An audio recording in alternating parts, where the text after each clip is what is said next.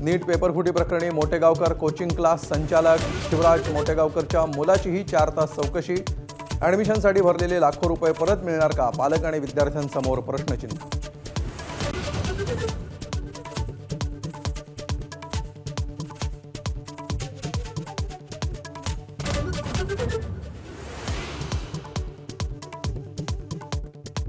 महागाईने होरपळणाऱ्या सर्वसामान्यांना पुन्हा झटका। आठवडाभरात पेट्रोल डिझेलचा दुसऱ्यांदा भडका।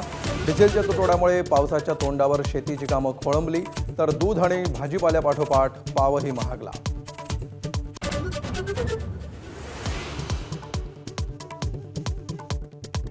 पंतप्रधान मोदींनी देश विकला। देशातील महागाईवरून राहुल गांधींचा घणाघात, तर साठेबाजीमुळे ग्रामीण भागात डिझेलची टंचाई, गिरीश महाजनांचा दावा।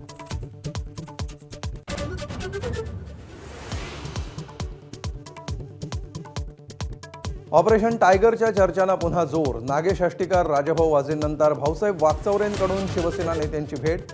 ठाकरेंचा ताकदीचा कोणताही नेता आला तरी स्वागतच करू, उदय सामंत यांचं सूचक वक्तव्य।